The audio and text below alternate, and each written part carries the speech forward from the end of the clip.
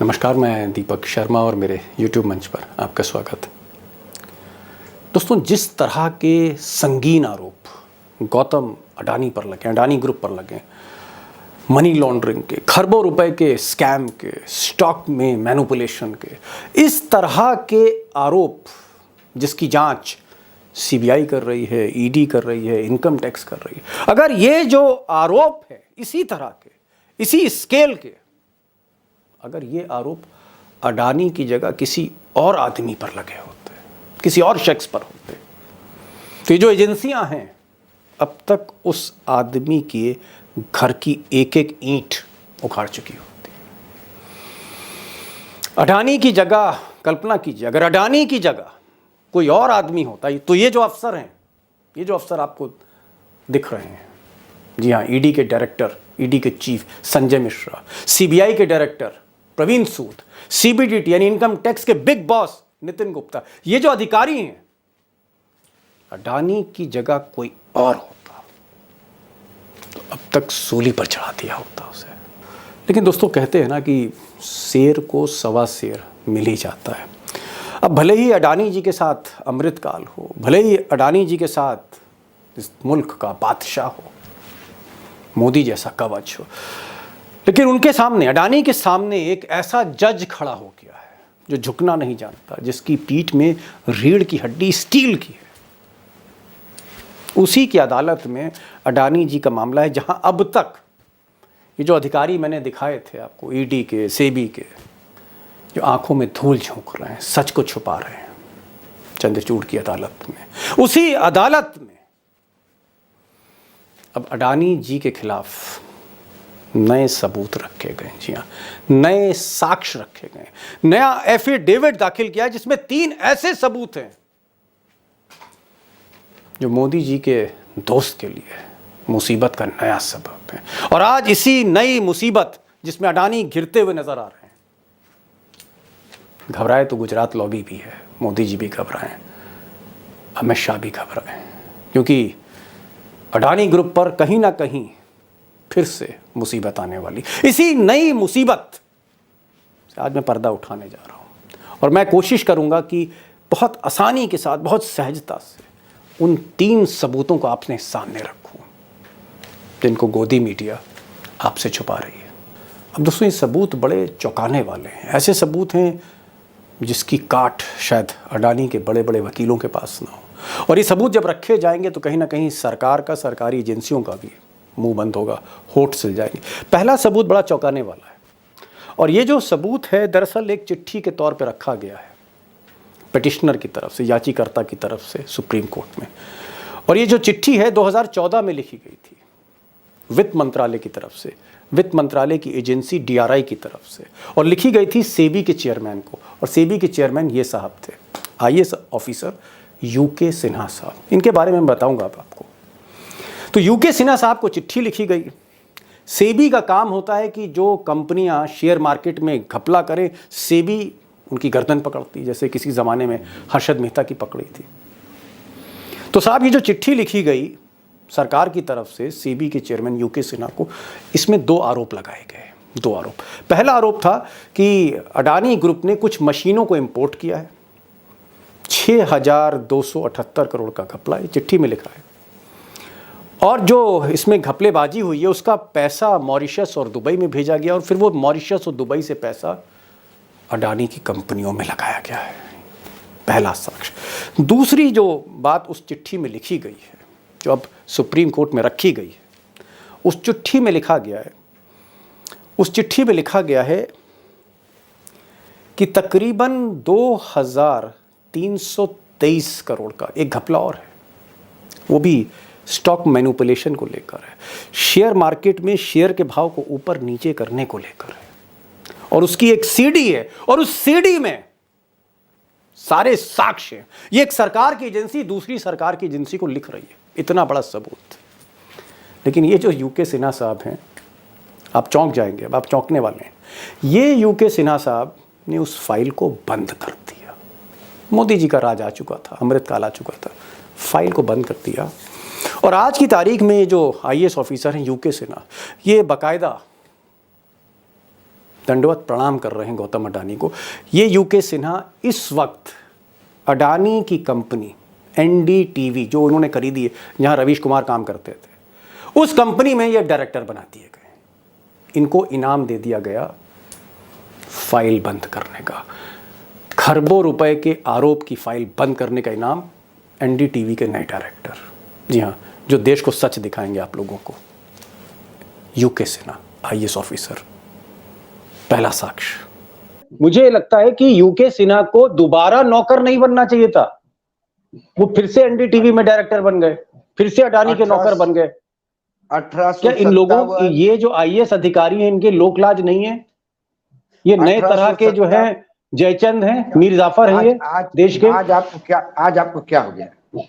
2014 के बाद कॉन्शियस ये शब्द तिजोरी में बंद है। लोक लाज तिजोरी में बंद है। बेशरमता ये गहना है, व्यभिचार ये मेडल है, भ्रष्टाचार ये मुकुट है।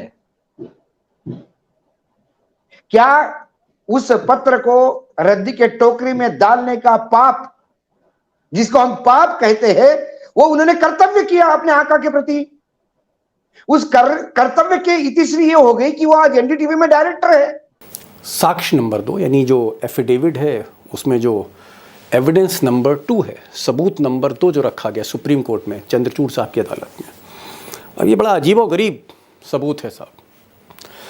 ये साहब जो हैं, इनका नाम है साइरल शॉफ, और ये साइरल शॉफ साहब जो हैं, ये आप कह सकते हैं कि हिंदुस्तान की बड़ी लॉ फर्म, उसके मालिक मुख्तार हैं।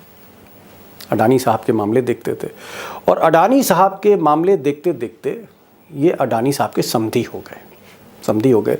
इनकी बेटी की शादी अडानी साहब के बेटे से हुई है। अब मैं घर की तस्वीरें आपको दिखाना नहीं चाहता, और ना ही मैं जिक्र करना चाहता हूँ कि उनकी बेटी और बेटा में जो शादी हुई, पर्सनल रिलेशंस को मैं डिस्कस नहीं करना चाहता, और ना ही बच्चों को लाना चाहता हूँ बीच में। लेकिन ये एक फैक्ट है कि साइरल साहब गौतम साहब के समधी हैं।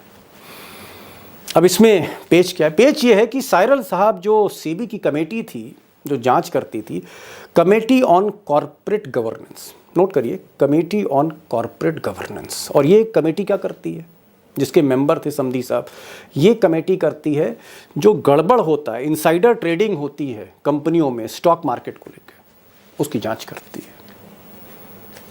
अब समधी हैं, उधर गौतम साहब हैं, उधर आरोप है। मुझे लगता है कि इसका जवाब टाइगर पे छोड़ते हैं, टाइगर से पूछेंगे, आपके सामने रखेंगे। सबूत नंबर 2।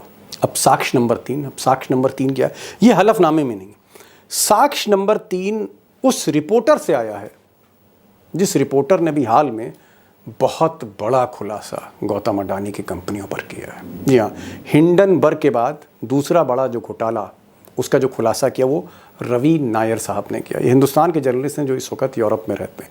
इन्होंने एक ट्वीट किया, और ट्वीट में जानकारी दी कि सुप्रीम कोर्ट में जो एक्सपर्ट कमेटी है, और जो उस एक्सपर्ट कमेटी के जो जस्टिस AM सापरे साहब, इन्होंने जो कमेटी बनाई सुप्रीम कोर्ट में, उसमें इन्होंने OP भट्ट साहब को रख दिया। अब OP भट्ट साहब कौन है? OP भट्ट साहब स्टेट बैंक ऑफ इंडिया के, देश के सबसे बड़े बैंक के चेयरमैन रहे, और इनको कहा गया कि आप क्योंकि भाई स्टेट बैंक के चेयरमैन हैं, तो ज़रा अंदर जाके ज़रा पता लगाइए कि क्या क्या गड़बड़ किया अडानी जी ने। तो रवि नायर जो रिपोर्टर हैं, इन्होंने खुलासा किया है कि OP भट्ट का कन्फ्लिक्ट ऑफ इंटरेस्ट है, क्योंकि OP भट्ट एक और कंपनी के चेयरमैन है। स्टेट बैंक से रिटायरमेंट होने के बाद वो एक कंपनी है ग्रीनको, एनर्जी, रिन्यूएबल एनर्जी में काम करती है, उसके चेयरमैन। और भट्ट साहब की कंपनी ग्रीनको और अडानी ग्रुप, इनके बीच में एक बिजनेस करार है, यानी जो जांच कर रहा है उसके बिजनेस रिलेशंस हैं अडानी के साथ। अडानी पर जांच और बिजनेस रिलेशंस अडानी के साथ, कल्पना करिए। ये कहना है रवि नायर साहब का। अब मुझे सिर्फ इतना कहना है कि ये जो नए साक्ष्य हैं जो सुप्रीम कोर्ट में रखे जाएंगे और वकील बहस करेंगे, फैसला जो है उस जज को लेना है, जो जज आज की तारीख में सुप्रीम कोर्ट में एक ऐसा शेर है, बब्बर शेर है, जो झुकता नहीं, और जिससे सबसे ज़्यादा मोदी जी को प्रॉब्लम है। जस्टिस चंद्रचूड़। तो फैसला इनको करना है। मैं तो फिलहाल ये जो तीनों साक्ष्य मैंने दिए हैं इसके और भीतर तक जाना चाहता हूँ। मैं आपको ये बताना चाहता हूँ कि आखिर अडानी इन नए सबूतों को लेकर कितनी बड़ी मुसीबत में फंस गए, और चुनावी साल में ये मुसीबत मोदी के लिए कितनी बड़ी मुसीबत है। ज़्यादा वक्त नहीं लेंगे, टाइगर के पास चलते हैं। ये जो आप सामने शख्स देख रहे हैं अपने स्क्रीन पे, यूके सिन्हा साहब, यही वो शख्स थे जो सेबी के चेयरमैन थे। इन्होंने मामला दबा दिया था, फाइल बंद कर दी थी अडानी पर, शायद 2,500 करोड़ का मामला था। यही आदमी टाइगर, यही आदमी मार्च 2023 में जब एनडीटीवी को खरीदा अडानी ने, तो अडानी ने इनको बोर्ड ऑफ डायरेक्टर में रख दिया, डायरेक्टर बन गए एनडीटीवी के। आपको लगता नहीं है कि यूके सिन्हा जो एक आईएएस अधिकारी थे, उनको सोचना चाहिए था कि भाई जिस आदमी के साथ मेरे रिश्ते हैं, अब हिंडनबर्ग रिपोर्ट आ चुकी है, अडानी को लेकर इतने आरोप लग रहे हैं, मैंने उनके एक आरोप की फाइल बंद की है, अब मैं अगर उनका नौकर बनूंगा तो टाइगर क्या बोलेंगे, दीपक शर्मा क्या बोलेंगे, लोग क्या कहेंगे? कोई डर नहीं, कोई किसी तरह का लोक लाज नहीं, क्योंकि सैया भाई कोतवाल, मोदी अगर प्रधानमंत्री तो कुछ भी करो, ये फीलिंग है। आप कौन से दुनिया में रह रहे दीपक भैया, बाहर निकलिए। यूके सिन्हा तब भी अडानी के नौकर थे जब सेबी के चेयरमैन थे,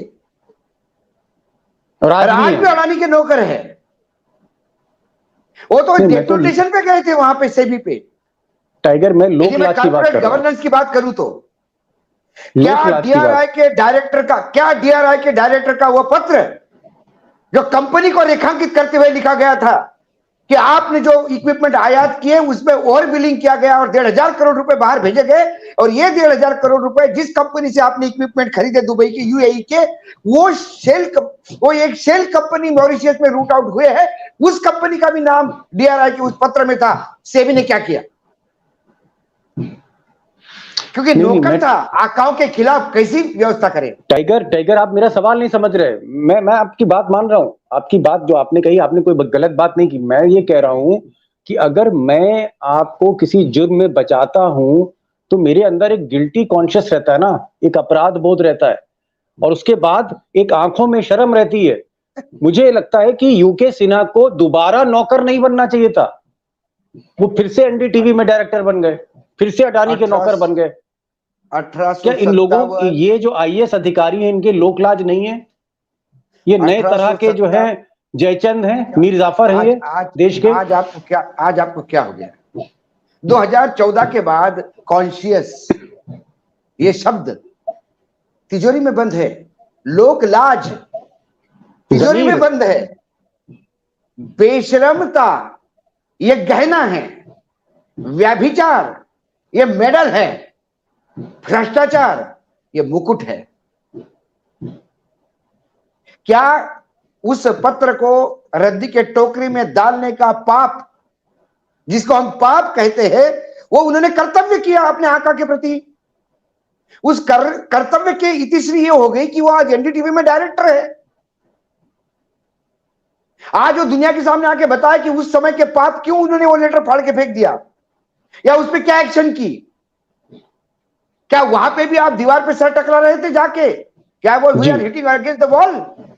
जी, वहां तो कंपनियों के नाम थे, क्योंकि आप तब भी नौकर थे, आज भी नौकर है। आपने अपने आकाओं का हुक्म माना। ये वो दिए के जिन हैं जो जिसके हाथ में दिया उसका हुक्म मानते हैं, चाहे संविधानिक हो, चाहे गलत हो, चाहे देश के हित के खिलाफ हो, चाहे देशद्रोह हो, उसको आकाओं की बात माननी है। अब वो दिया अडानी जी के हाथ में है, तो ये अडानी के तमाम जिन जो है वो अडानी जी की ही बात मानेंगे। किस दुनिया में रह रहे हैं आप? किस भारत की बात कर रहे हैं आप? इंडिया को भारत बोलने से प्रेम नहीं जगता। इंडिया कहो या भारत कहो, उसके प्रति आपका कर्तव्य क्या है? उसके प्रति आपका दायित्व क्या है? अब दायित्व, कर्तव्य, ये शब्द अर्थहीन हो गए। मैं दूसरा सवाल कर रहा हूं। मेरा सवाल यह है कि यूके सिन्हा पर तो मैं आपकी बात समझ गया। एक और तस्वीर मैं आपको दिखाना चाह रहा हूं। ये तस्वीर जो है ये साइरल श्रॉफ की है, और ये बहुत ही नामी गिरामी, मतलब आप कह सकते हैं कि देश की जो सबसे बड़ी लॉ कंपनी है उसके मालिक मुख्तार हैं, और ये समधी हैं। इनकी बेटी जो है वो करण अडानी, जो अडानी जी के बेटे हैं, उनसे ब्याही है। मैं बेटी की फोटो नहीं दिखाना चाहता, बेटे की नहीं दिखाना चाहता, क्योंकि हम लोग किसी के चाहे कुछ भी हो, अडानी से हमारी कोई दुश्मनी तो है नहीं, तो हम उनके बच्चों पे नहीं जाएंगे और नहीं नहीं, बच्चों पे हम बेटा नहीं और जाना बेटी का चाहते। कोई नहीं, उसमें ये पर्सनल मामला है, जी व्यक्तिगत है, बिल्कुल। शादी की है, व्यक्तिगत मामला है, और उसको मैं उसकी बिल्कुल मैं निजता अपने को दोस्तों से कहूंगा, उसकी हाँ, हाँ उसकी निजता हम को इस ऐसी नीचता गलती पे नहीं नहीं कर लाना सकते। चाहिए। हम हाँ, किसी भी दोस्तों से मैं कहूंगा, बहुत से दोस्तों के खत आते हैं कि साहब ये करण अडानी गौतम अडानी के बेटे हैं और उनकी जो पत्नी है वो साइरल साहब की बेटी है। दामाद और बहू, इनकी तस्वीर हम नहीं दिखाएंगे और हम सीधे बात करेंगे जो इश्यूज हैं, असली इश्यूज जो हैं। तो ये जो साइरल साहब हैं, ये जो है सेबी की जो कमेटी है, उस कमेटी के मेंबर हैं और वो कमेटी जो है वो इनसाइडर ट्रेडिंग पे बनी हुई है, जैसा कि नया खुलासा आया है। ये मेरा खुलासा नहीं है, ये जो हलफनामा दिया गया है सुप्रीम कोर्ट में। अब ये जो साइरल साहब हैं, इनका काम है, उस कमेटी का काम है कि भाई जो स्टॉक मैनिपुलेशन हुआ है, जो इनसाइडर ट्रेडिंग हुई है शेयरों में, अडानी के शेयरों के भाव ऊपर गए, फिर नीचे आए, फिर ऊपर गए, फिर नीचे आए, खरबों रुपए के वारे न्यारे हुए, ये काम देखने का था इनका। अब ये समधी निकल आए। तो भाई हमारे हिंदुस्तान की जो संस्कृति है, रीतो रिवाज है, उसमें तो समधी तो बहुत बड़ा चीज है। एक समधी दूसरे समधी के खिलाफ कैसे जांच कर देगा? मैं ये कह रहा हूं कि साइरल साहब जो है वो कम से कम कमेटी से बाहर जा सकते थे, या सेबी ने जो रिपोर्ट लिखी, जो सेबी ने रिपोर्ट चंद्रचूड़ को दी, उसमें उन्होंने क्यों नहीं लिखा कि ये जो आरोपी है जिसकी हम लोग जांच कर रहे हैं इसका समधी कमेटी में। ये सारी चीजें टाइगर क्यों छुपाई गई सुप्रीम कोर्ट से, चंद्रचूड़ से? चंद्रचूड़ की आंखों में धूल क्यों झोंकी जा रही है, मैं ये जानना चाह रहा हूं आपसे। साइरल श्रॉफ ये गौतम अडानी के पुराने मित्र है, उनकी फर्म लगातार अडानी ग्रुप को सेवाएं देती आ रही है। यही दोस्ती रिश्तेदारी में तब्दील हुई और मैं इस प्लेटफॉर्म पे उन दोनों पति पत्नी को दीर्घायु नहीं ठीक है, वो बच्चों की बात छोड़ दीजिए, बच्चे छोड़ दिए सर, बच्चों का कोई दोष नहीं है। हाँ। लेकिन ये समझी तो है। हाँ वही मैं कह रहा हूँ। क्या साइरल श्रॉफ उस कमिटी में इसलिए भेजे गए कि वो समधी है, या अपने मेरिट पे भेजे गए? यदि वो मेरिट पे भेजे गए जाते तो सबसे पहले वो कहते कि मेरी इस मामले में मैं इंक्वायरी नहीं करूंगा क्योंकि कॉन्फ्लिक्ट ऑफ इंटरेस्ट है। ये वो नहीं कह गए क्योंकि वो भी कॉर्पोरेट गवर्नेंस का बड़ा नाम है। वो नहीं कह रहे हैं, इसका मतलब वो उस कमिटी पे भेजे गए जी। जब उस कमिटी पे, अब सिंपल सी बात है, एक सिनेमा हॉल में आपको फ्री में पिक्चर देखना है तो सबसे पहले आप गेट कीपर को अपॉइंट करो, अपने किसी दोस्त को, अपने आदमी को गेट कीपर को अपॉइंट करो, रोज पिक्चर फ्री में देखो, बिना टिकट। कौन पूछ रहा है? जो जिसको पूछना है वही आपका दोस्त है। सैया भय कोतवाल तो फिर डर काहे का? जी। जब समधी भया कमिटी मेंबर तो डर काहे का? जी। तो ये प्लेसमेंट है, ये प्लेसमेंट है आने वाले प्लानिंग की, क्योंकि इनसाइडर ट्रेडिंग ये प्री प्लान्ड काम है, ये यूं ही नहीं होता। ये कई लोगों को विश्वास में लेके, इसमें सेबी के लोग भी होते हैं, इसमें कई लोगों को विश्वास में लेके काम होते हैं, मिली भगत से होता है। यहाँ पर तो ये इनसाइडर ट्रेडिंग के जो आरोप लगे हैं, ये आरोप नहीं है, ये प्री प्लान्ड होता आ रहा है। इसीलिए डर इस बात का नहीं था। ज्यादा से ज्यादा सेबी क्या करेगी? ऑर्डर दी इंक्वायरी करने वाला कौन? मेरा आदमी। जब आपका ही आदमी इंक्वायरी करने वाला हो जी, और वो समधी हो, टाइगर एक चीज, एक सवाल मेरे दिमाग में निभाएगा, निभाना चाहिए था अपना दायित्व उस कमिटी के प्रति। लेकिन फिर इंसान होता है। देखिए, सॉफ्ट कॉर्नर तो हर आदमी को होगा।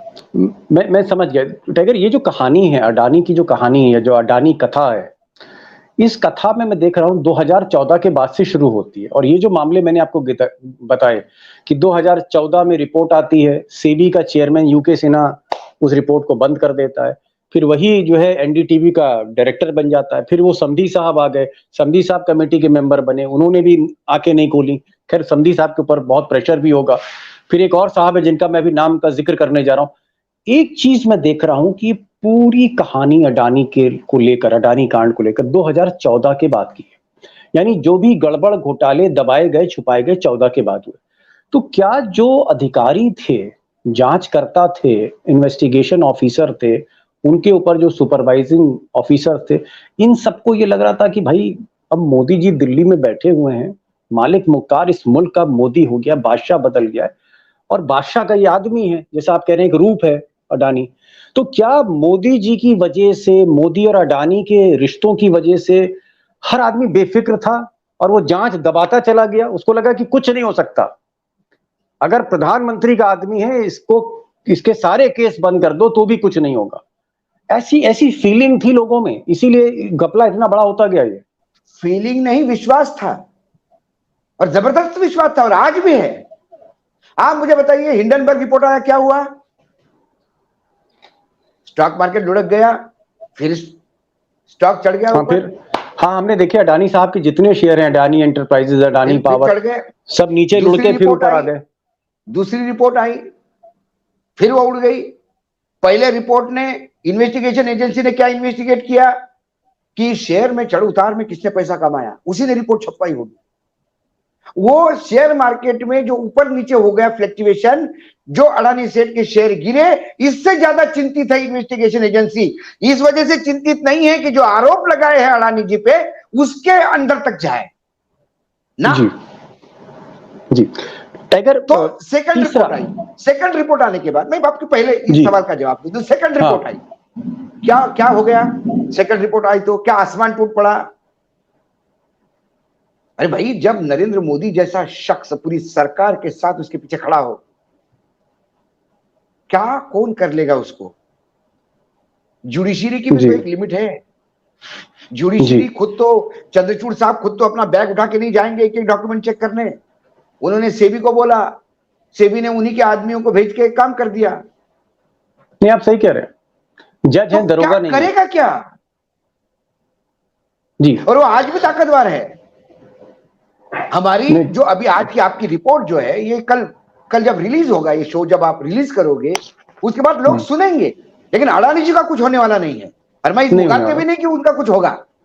जी, जब तक मोदी जी सरकार में है, तब तक अडानी जी का बाल विवाह का नहीं होगा। अडानी जी दिन ब दिन ऐसा ही ग्रो करते जाएंगे, और प्रोजेक्ट उनको मिलेंगे, और सरकारी चीजें उनको मिलेगी। जी टाइगर, ये एक तीसरी तस्वीर देख लीजिए, हालांकि मैं दिखा चुका हूं पहले आपसे। ये तस्वीर है ओपी भट्ट साहब। भट्ट साहब जो हैं, ये स्टेट बैंक, देश के सबसे बड़े बैंक के चेयरमैन थे भट्ट साहब। और भट्ट साहब जो है वो सुप्रीम कोर्ट के पैनल में भी आ गए। अब इनको नंदन नीलेकेनी लेके आए या कामत साहब लेके आए, इनको भी उसी लॉबी ने जो है इनको जांच में सुप्रीम कोर्ट के पैनल में मिला दिया। अब मैंने भट्ट साहब का इसलिए जिक्र किया, और पहले भी मैंने अपने दोस्तों को बताया कि भाई भट्ट साहब जो हैं, जो जिनसे अपेक्षा है इस देश की या चंद्रचूड़ साहब की कि ये जांच करेंगे ईमानदारी से सुप्रीम कोर्ट के पैनल में रह के, लेकिन मैं देख रहा हूं कि भट्ट साहब एक कंपनी के चेयरमैन हो गए। जब स्टेट बैंक से रिटायर हुए तो ये ग्रीन को कंपनी है, ग्रीन को, ये जो स्क्रीन पे लिखा आ रहा है ग्रीन को, ये ग्रीन को कंपनी के चेयरमैन। और ग्रीन को कंपनी का जो बिजनेस रिलेशनशिप है वो अडानी ग्रुप के साथ है, यानी उन्होंने बिजनेस समझौता कर रखा है। तो आपको लगता नहीं कि जो आदमी जांच कर रहा है वो जिस कंपनी का चेयरमैन है ग्रीन को और अडानी के साथ संबंध है? मतलब मैं आपकी जांच कर रहा हूं और मेरी कंपनी और आपकी कंपनी के बीच में बिजनेस रिश्ते हैं, मैं क्या जांच करूंगा? यहां प्रॉफिट और लॉस के रिश्ते मेरे आपके साथ है। आपको लगता है कि ये भी कॉन्फ्लिक्ट है? ऐसा जर्नलिस्ट आपको क्या लगता है? और भट्ट साहब को क्या करना चाहिए था?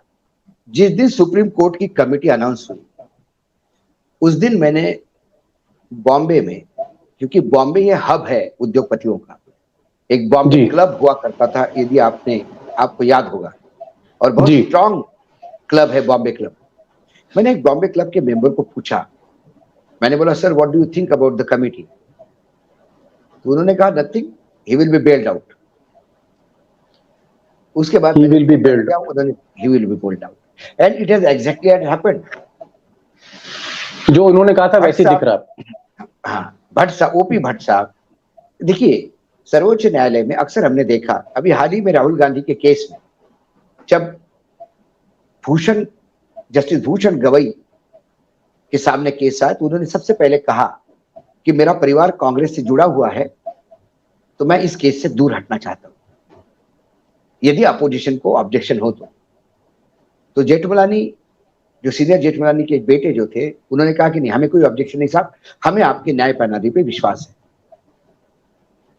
जजेस भी अपनी नैतिकता की दुहाई देते, उसमें से हट जाते। ये ओपी भट्ट को कहना था कि I am a chairman of a green को which is in tie up with Adani, we have a relation with Adani. I will be happy if you remove me from this bail and let the man come. जी, लेकिन क्या ये भी जुगाड़ से fit किया गया था? अब मैं सवाल तो पूछूंगा, क्योंकि सवाल तो उठता है, कॉन्फ्लिक्ट ऑफ इंटरेस्ट तो है।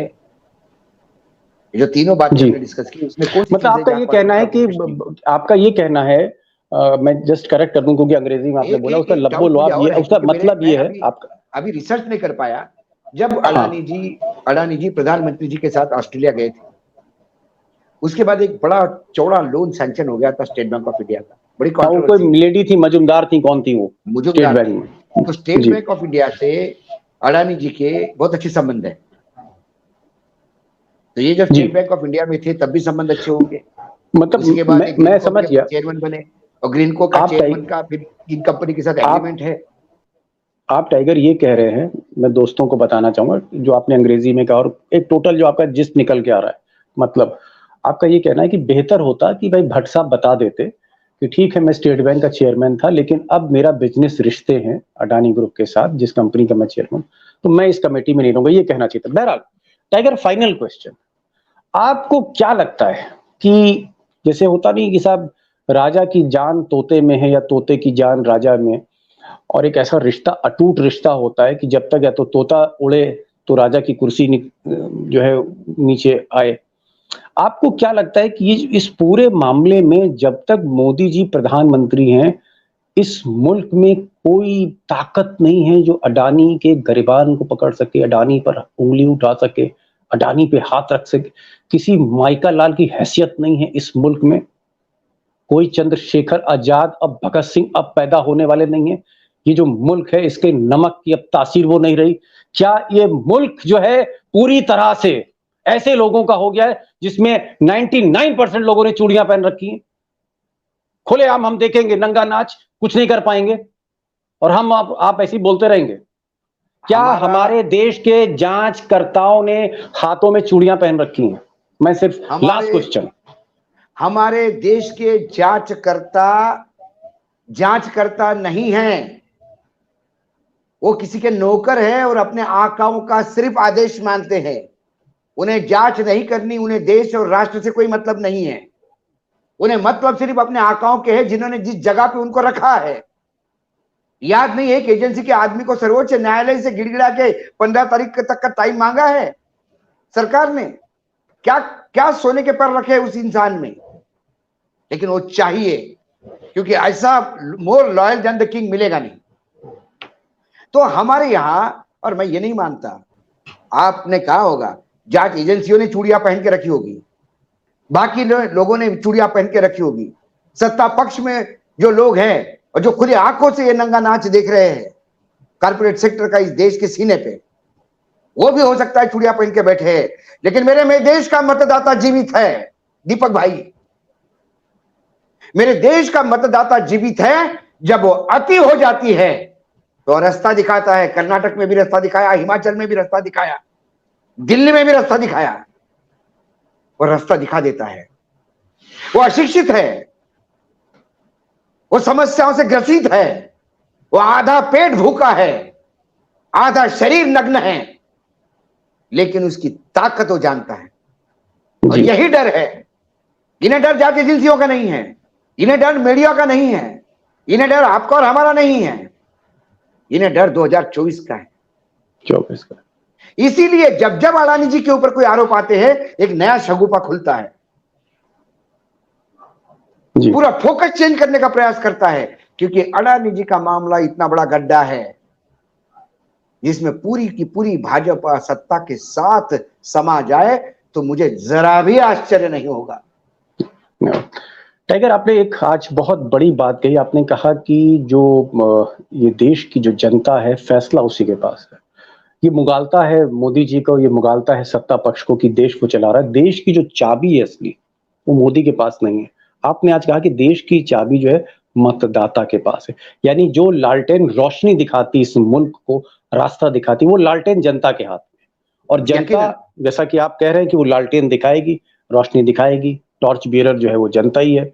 जनता को फैसला करना है। बहरहाल एक चीज सही है कि जब तक मोदी जी हैं तब तक अडानी का कुछ बिगड़ने वाला नहीं। लेकिन सेकंड पॉइंट में आपके दम था कि फैसला मोदी को नहीं करना है, असली फैसला जो है वो जनता को करना है। टाइगर, आप आए और आपने समय दिया, और जितना आप निर्भीक बोलते हैं, मुझे पूरी तरह से यकीन है कि आपकी जो हिम्मत है, आपके जो हौसला है, आपकी जो बहादुरी है, ये देश में एक नया, एक तरह से आप कह सकते हैं, पत्रकारिता को फिर से परिभाषित कर रही है। आप आए, आपका बहुत बहुत शुक्रिया। Thank you so much. धन्यवाद।